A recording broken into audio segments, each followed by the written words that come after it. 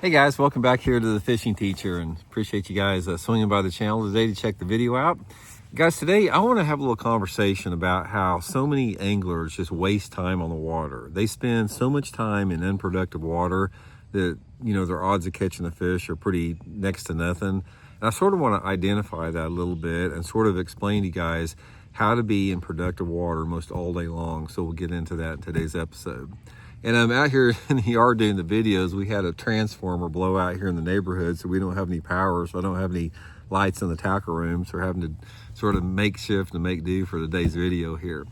Also, guys, thank you very much, man, for everybody that has subscribed here to the Fishing Teacher. Really appreciate that, man. Thank you very much for everybody that has also joined as a channel member of the Fishing Teacher.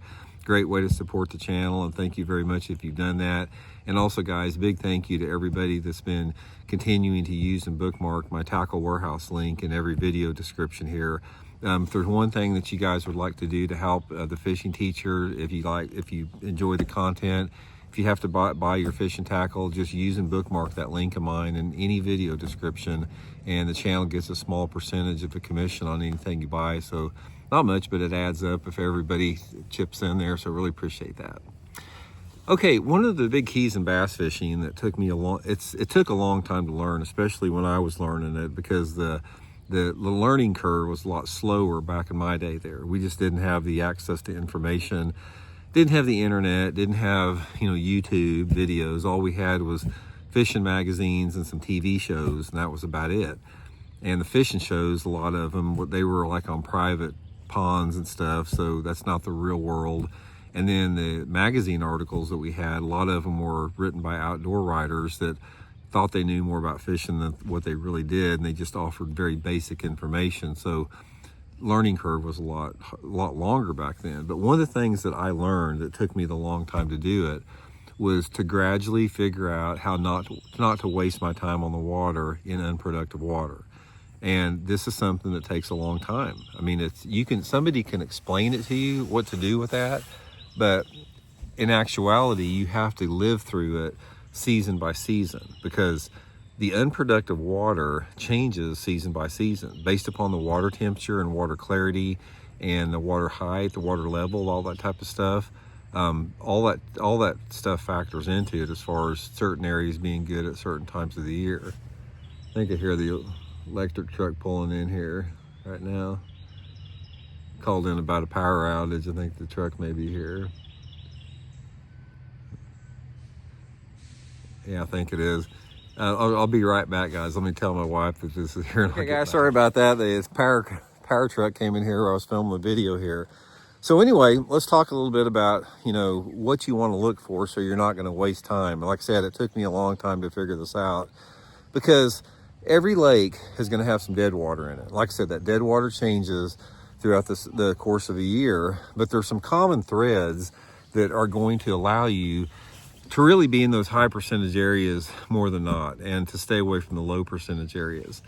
Now, first of all, when you're talking about consistently catching bass, you have got to put yourself around what I call like the biggest populations of fish in a lake, because there's always going to be isolated fish here and there.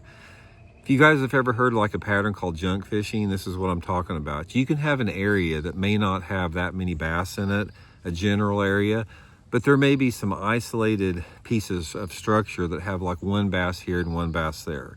So let's say, for example, you're going down the lake, and you see one boat dock on this whole, like on a mile-long stretch of bank, there's one boat dock there. And say the bank does not look that good. It's like pretty flat and there's nothing appealing about it, but there's one boat dock on it. There could very well be a fish on that dock, but there's no fish anywhere else. Once you fish that dock, it's pretty much done with. Same if you got like a lay down tree in the water or a log or anything, you're gonna have an isolated fish. That can be like a productive tournament pattern, but for just going out and having a good time fishing, that's not what you want. You want to land where the biggest groups of fish are, that you have fish moving in and moving out of all the time. In other words, you have to find the bass highways. If you're going to avoid putting yourself in dead water, and if you want to stay in good water all the time, you have to be able to identify what is a bass highway. Now, a bass highway is pretty much uniform regardless of the lake that you have. I don't care if you're fishing in Florida in a natural body of water, or if you're up on Lake Champlain, or if you're in my part of the country in the Ozarks here, or if you're, back on a tidal river. It's the same thing, because you have to have three different factors. You have to have a good base of cover. You have to have, cover for the fish. You have to have a diversity of cover, which helps even more. And you have to have some access to deeper water relatively to that. Those are the three criteria that bring in large groups of fish. So let's say, for example, let me give you a prime scenario here. Say you're in a typical man-made lake and you're in one of the major creek arms of that lake. All creek arms are going to be different, but say you find one creek arm that you go about halfway back in it, and you can see there's a creek channel running through, this major creek arm. Like maybe there's a bluff bank where the channel swings up against the bluff on one side and the other side is flat.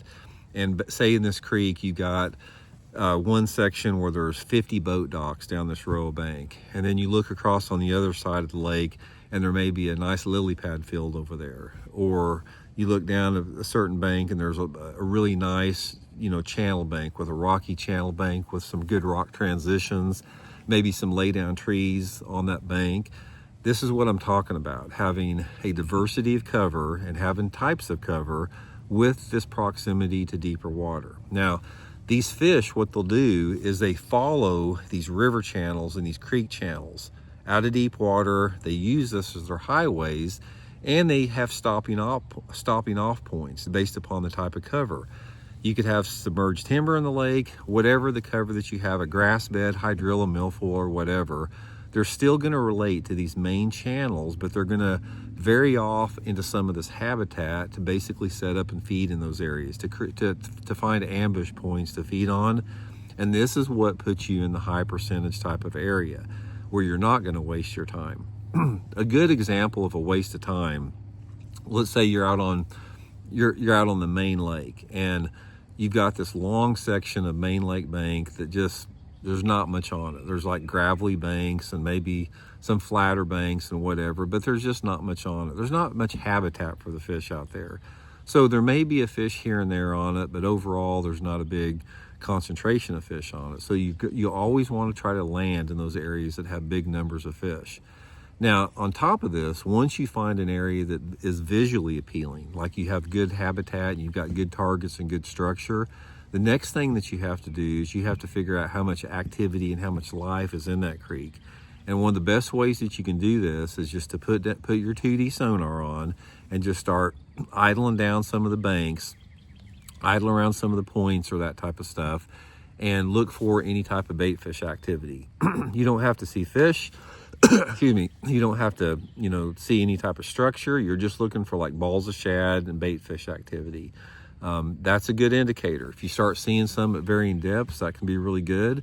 Another thing is get on the bank. And if you're on some type of a rocky bank or between docks, get up on the bank and pay close attention. Just get shallow, like within 5 feet of the bank, and go real slow down the bank, and note if you see much activity as far as like minnows and perch and bluegills swimming along the lake or swimming along the bank, all that type of stuff. If you've got an area that has a lot of bluegills and perch moving up and down the banks, that's a good indicator that you have a healthy, forage base with that. So the combination of forage, shad, perch, life in general, cover, habitat, deep water is going to be these high percentage areas, and you're not going to waste any time in this. The only time that you're going to waste is trying to figure out the technique to catch the fish within those areas. But nevertheless, you put yourself in a high percentage area. And there's also high percentage areas, there's high percentage and low percentage areas even within an area that's got a lot of fish in it too, once you start narrowing that down a little bit. And that's the whole thing about what pattern fishing is. It's like, say for example, you found a long row of boat docks that look really good. Not every dock is going to be good. There may be one dock, or there may be a pattern that develops. Say for example, you start catching a few fish off of a dock, and then you start noticing maybe the docks that you're catching fish on, the depth on the outside of the dock is maybe a little bit deeper or a little bit shallower than the other docks that you're not catching fish on. You can isolate it down to that. Or maybe some of the docks have gotten man-made brush piles put out, people put there. Or maybe some of the docks have got some older styrofoam or plastic floats that have more algae on it. You can always narrow the pattern down by increasing your awareness once you do catch a fish. And ultimately, guys, here's the good thing that I'll leave the video with, is when you catch your first bass of the day, take note of everything around that catch. Take note of where it came from. Take note of like how the hook was in its mouth. Take note of the depth the fish came out of. Try to assimilate as much information as you can out of that one fish catch. And a lot of times that'll lead you to the next fish. So anyway, I hope it helps out, guys. We'll talk later.